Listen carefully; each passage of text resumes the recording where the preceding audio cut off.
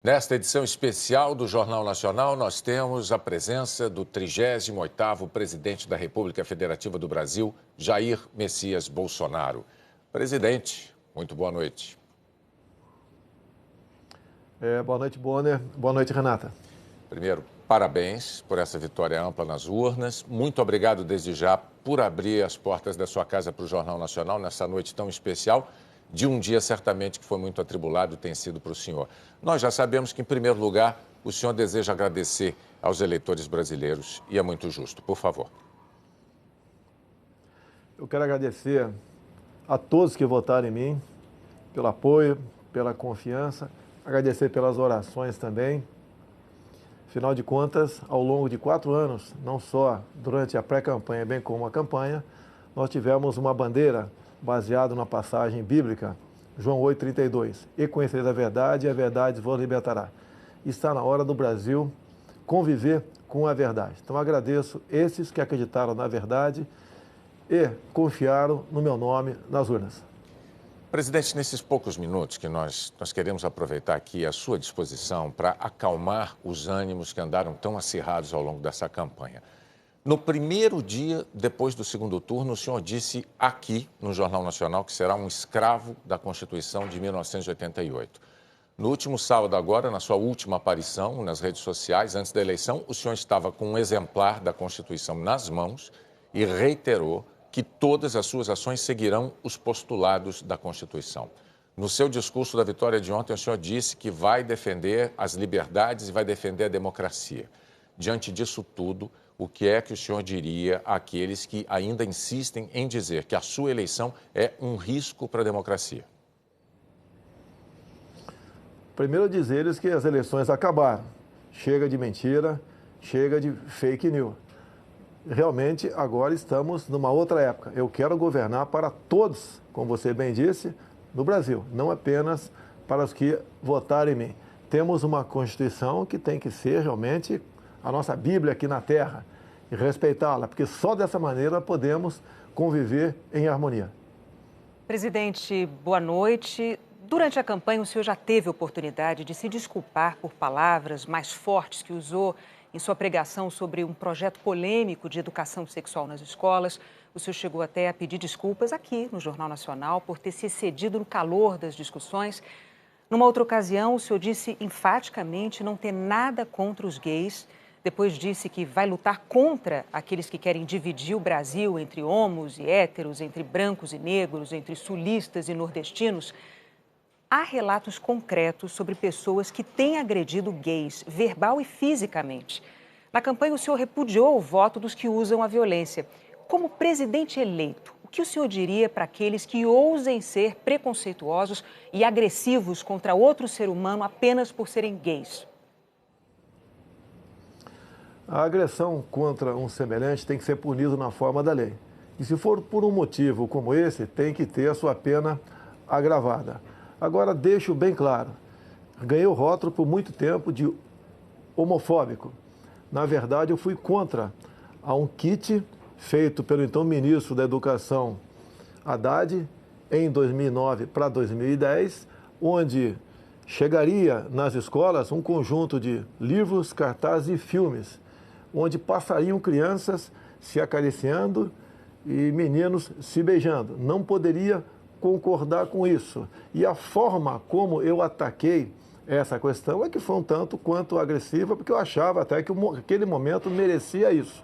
Bem, tivemos em parte sucesso, porque no ano seguinte a própria presidente Dilma Rousseff, depois de ouvir as bancadas evangélica e católica, resolveu recolher esse material, mas o rótulo ficou em cima de mim. E deixo bem claro que isso tudo aconteceu por ocasião, acredite, do 9º Seminário LGBT Infantil na Comissão de Direitos Humanos da Câmara, onde presente estava o então secretário de alfabetização do MEC, André Lázaro. E os senhores podem pegar as imagens no YouTube, onde ele dizia claramente que passou 3 meses discutindo até onde a língua de uma menina entraria na boca de outra menina para fazer o filme Beijo Lésbico para combater a homofobia. Então, eu acredito que essa agressão contra a família e contra a inocência das crianças em sala de aula é que resultou, na minha forma, um tanto quanto violenta, concordo, para tentar demover o Ministério dessas cartilhas, desses filmes e desses cartazes. Presidente, o senhor sempre se declara enfaticamente, aliás, um defensor da liberdade de imprensa. Mas em alguns momentos da campanha o senhor chegou a desejar que um jornal deixasse de existir. É indiscutível que a imprensa não é imune a erros e nem a críticas. E isso vale para qualquer órgão da imprensa profissional. Mas também é fato que a imprensa livre é um pilar da democracia. Como presidente eleito, o senhor vai continuar defendendo a liberdade da imprensa e a liberdade do cidadão de escolher o que ele quiser ler, o que ele quiser ver e ouvir? Totalmente favorável à liberdade de imprensa. Temos a questão da propaganda oficial do governo, que é uma outra coisa. Mas aproveito o momento para que nós realmente venhamos fazer justiça aqui no Brasil. Tem uma senhora de nome Valderice, minha funcionária, que trabalhava na Vila Histórica de Mambucaba e tinha uma lojinha de açaí. O jornal Folha de São Paulo foi lá, nesse dia 10 de janeiro, e fez uma matéria e a rotulou de forma injusta como fantasma. É uma senhora, mulher, e negra e pobre. Só que nesse dia 10 de janeiro, segundo o boletim administrativo da Câmara, de 19 de dezembro, ela estava de férias. Então, ações como essa, por parte de uma imprensa, que mesmo te mostrando a injustiça que cometeu com uma senhora ao não voltar atrás, logicamente que eu não posso considerar essa imprensa digna. Não quero que ela acabe, mas, no que depender de mim, na propaganda oficial do governo, imprensa que se comportar dessa maneira, mentindo descaradamente, não terá apoio do governo federal.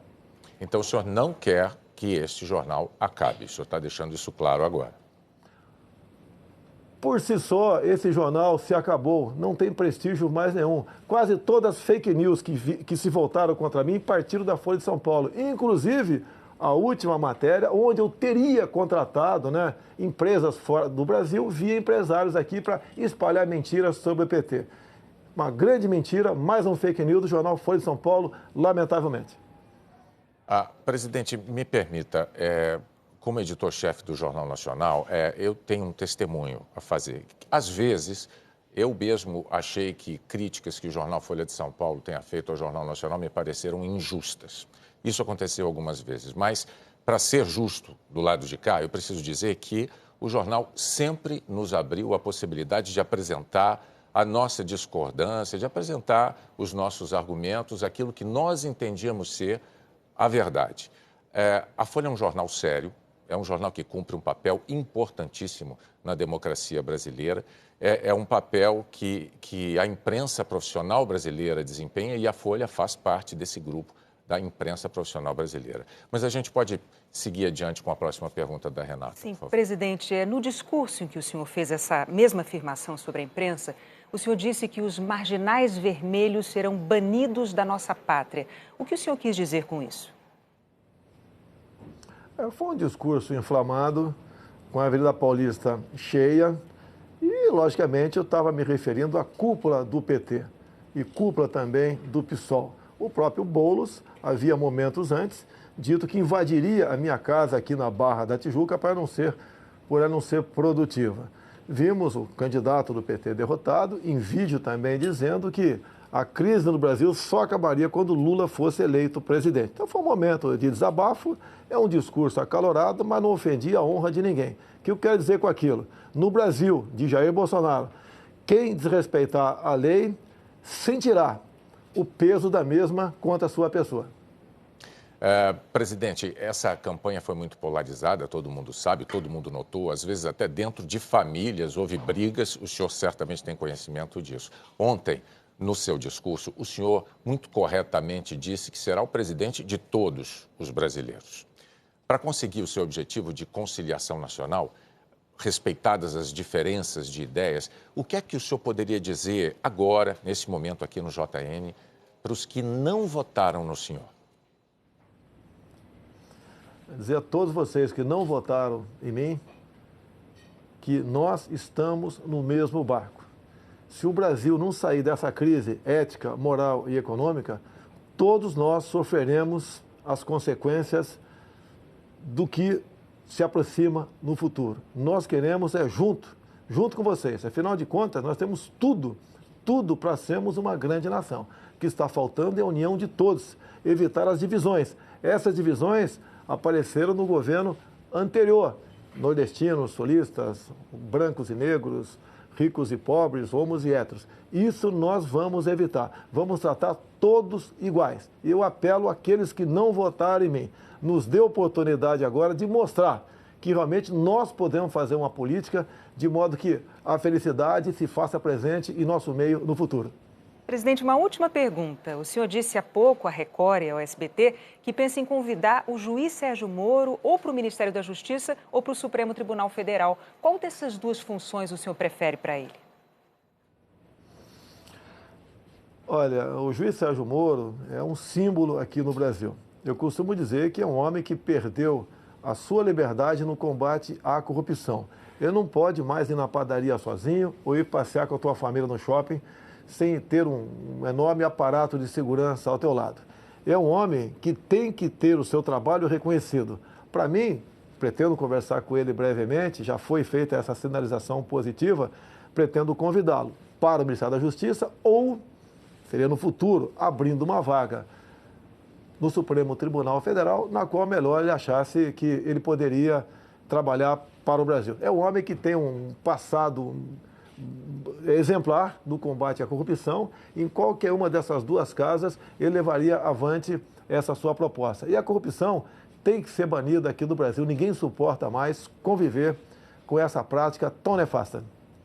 Presidente Jair Messias Bolsonaro, mais uma vez, nossos parabéns pelo seu desempenho nas urnas, pelos votos que o levaram ao Palácio do Planalto. Muito obrigado por dedicar esse tempo aos eleitores brasileiros, usando o Jornal Nacional para isso. E nós agradecemos, não apenas em nome do JN, mas em nome de todos os eleitores. E em nome de todos os eleitores, pode acreditar, desejamos ao senhor um excelente governo. O Brasil precisa disso. Parabéns mais uma vez e boa noite. Bom dia, Renata. Boa noite e muito obrigado pela oportunidade.